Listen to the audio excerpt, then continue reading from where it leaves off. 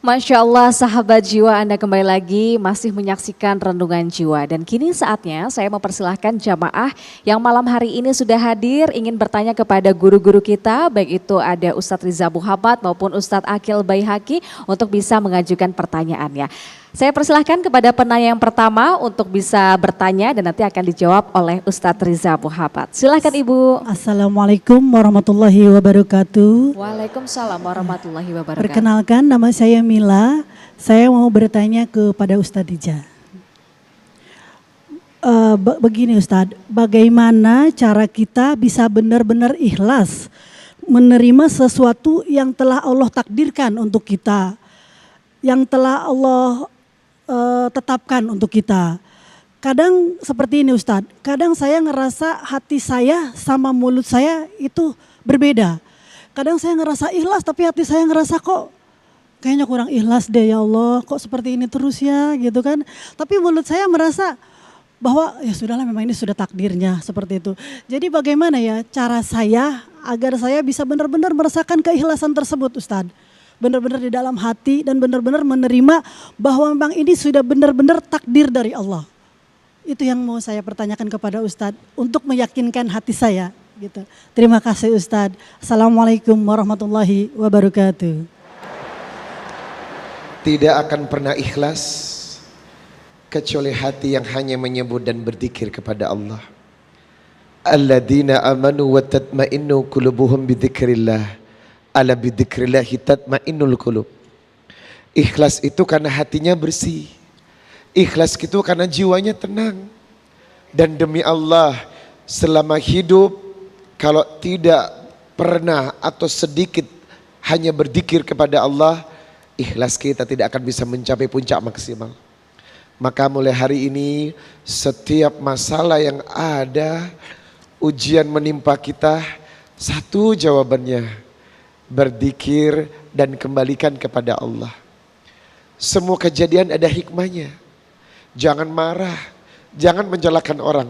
Berwudu, gelar sejadah, baca dalam hatimu, ya ayyuhalladzina amanu sta'inu bisabri wassalah, innallaha ma'as sabirin.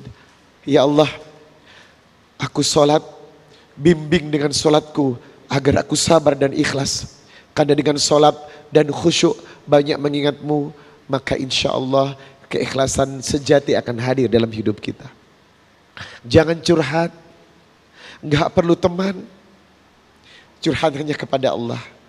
Kadang teman itu khianat, gak perlu, kita hanya butuh Allah.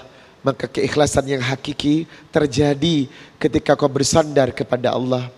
Bersandar kepada manusia, kecewa. Bersandar kepada Allah, bahagia. Hanya Allah, orang yang telah berprinsip seperti ini, insya Allah ikhlasnya maksimal. Yang kedua, coba arahkan pikiran, hati dan tujuan kita. Mari ucapkan satu kalimat.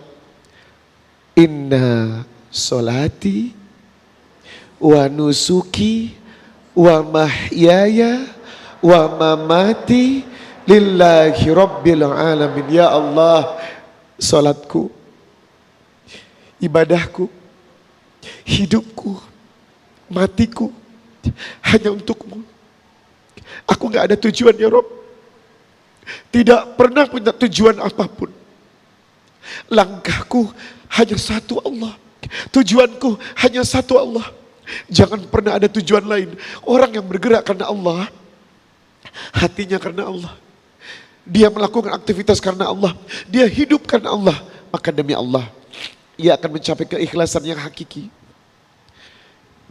Orang yang betul-betul melangkah semuanya karena Allah, semuanya akan mudah. Maka mulai hari ini coba tanyakan kepada diri kita, apakah hidupmu betul-betul untuk Allah? Apakah ibu mencintai suami karena Allah? Apakah berumah tangga karena Allah? Apakah memiliki keturunan karena Allah?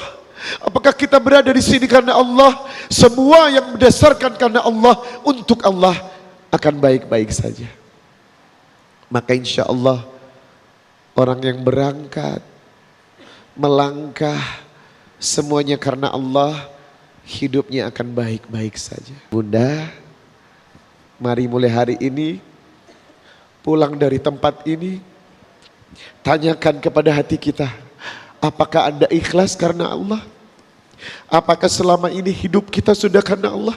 Berbicara, berbuat, membantu karena Allah?